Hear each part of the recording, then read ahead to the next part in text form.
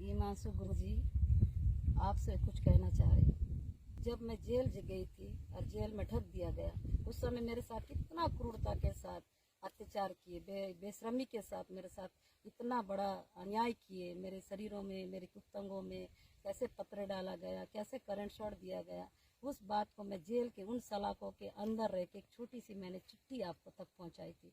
उस चिट्ठी से पूरे देश भर में आपने एक अभियान चलाया था और ये कहे कि सोनी सोनी के साथ ये चीजें हुई है। उस चिट्ठी से पूरे 12 देश के घर कोने कोने तक पहुंचा के एक मुझे जेल से बाहर लाने के लिए पूरे देश भर तक उस चिट्ठी को ऐसे प्रचार कर दिए जिससे पूरे देश के संगठित होके मुझे आज उस जेल से बाहर लाया गया। और इस बात से मेरे खुशी है कि मेरे देशवासी लोग कितने अच्छे हैं और कितने मेरे दुख सुख के साथी हैं। ये चीज़ें मुझे हमेशा एहसास होता है गुरुजी। लेकिन मैं ये कहना चाहती हूँ, आज मैं खुले आसमान में जरूर हूँ, लेकिन इस बस्तर के गुलामी में ही जी रही हूँ। लेकिन उस जगह में रह के एक चिट्ठी नहीं, एक जुबानी ये बातें हैं आप तक मैं पहुँचाना चाहती हूँ। वो इस बात को आप तक मैं पहुंचाना चाह रहे ताकि आप मेरी जुबानों को पूरे देश भर तक पहुंचाइए, ये बस्तर की आवाज़ को पूरे देश भर तक पहुंचाइए। ये मेरे जो पेड़ हैं, ये मेरे इतने ही, इस पेड़ों से इतना हम सब प्यार करते हैं। देखो ना गुरुजी, कैसे इस पेड़ को पूरी मशीन से नीचे से घड़ के उसको कुचल दिया गया है। इसको काटा नहीं गया, मशीन से इसको रेन दिया गया, मशीनों से काटा गया।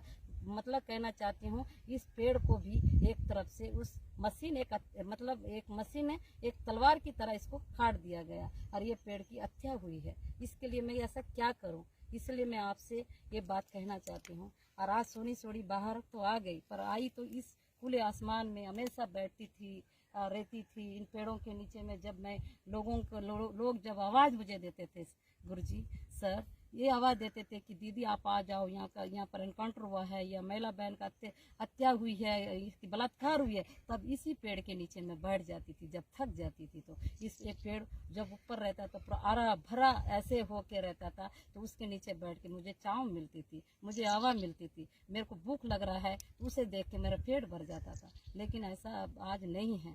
तो मैं इस बात को आपको कह रही हूँ कि मुझे बहुत दर्द हो रहा है गुरुजी कि इस पेड़ को बचाने के लिए हम क्या करें, इन पेड़ों को बचाने के लिए क्या करें, इस पर्यावरण को बचाने के लिए क्या करें।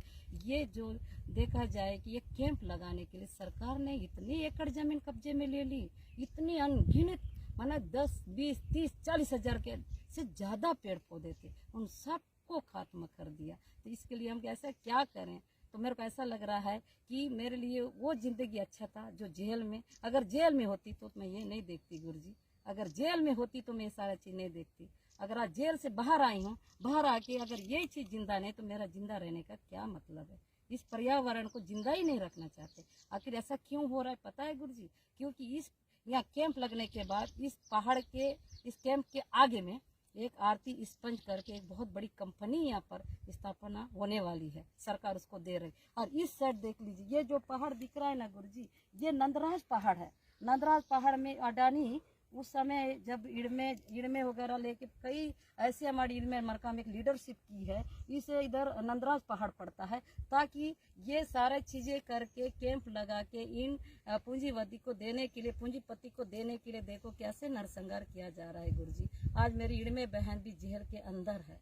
वो इड़मे बहन भी इस पेड़ों से बहुत प्यार करती थी, जैसे हम करते हैं, जैसे आप करते हैं, जैसे बुद्धिजीवी के लोग करते हैं, जैसे कई साथी करते हैं। इस पेड़ों को बचा लीजिए गुरुजी, क्योंकि इस पेड़ नहीं रहेंगे, ये पर्यावरण नहीं रहेंगे, हमारे आदिवासी पूरी तरह कुचल के रह जाएंगे। क्योंकि देखो ना, यहाँ जंगल ही नहीं है और जंगल नहीं रहेगा, पेड़ नहीं रहेगा तो हम आदिवासी, हम मानवता का जीवन कहाँ जाएगा। देखो मैं खुद तड़प रही हूँ, मुझे ये धूप पड़ रही है, इस धूप में मतलब मैं चाय ढूंढ रही हूँ, नहीं मिल रहा है।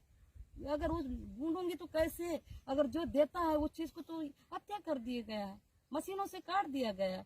हम आदिवासी के ऊपर गोली चलाई जा रही है, हम महिला बहन के ऊपर बलात्कार किया जा रहा है, बस्तर के घने जंगलों को इस तरह से कुचलाया जा रहा है। गुरुजी आपसे मैं यही कहती हूँ, ये मेरा एक चिट्ठी ही समझ के जुबानी चिट्ठी है, इसको देश भर तक पहुँचाइए। मैं आपसे निवेदन करती हूँ, रिक्वेस्ट करती हूँ, क्योंकि मैं ये नहीं देख सकती, क्योंकि इतना हमारा जंगलों को खत्म कर रहे हैं।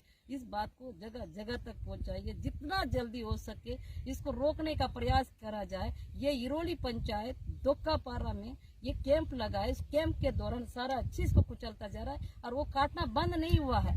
आज हमारे आने से थोड़ा रोक दिया गया, पता चल गया है कि कोई आ रहा है तो ये है, और उसके अंदर घुसने के लिए हमारी आजादी नहीं, पूरी तार से घेर के रख दिया गया। तो एक तरफ ऐसा लग रहा है जब मेरे आदिवासी के ऊपर गोली चलाया जाता है तो पूरे फोर्स चारों तरफ घेर के बीच में डेड बॉडी को रख के जिल्ली में पैक करके लाती हैं, वैसा ही अब मेरे पर्यावरण के साथ भी हो रहा है कि पूरी तरह तार को घेर दिया गया ताकि हम अंदर में जाके अपने पेड़ों को पहचान ना कर सके, हम उस चीज को देख ना सके, इस टाइप का हरकत करके पूरी तारों से बांध दिया गया गुरुजी।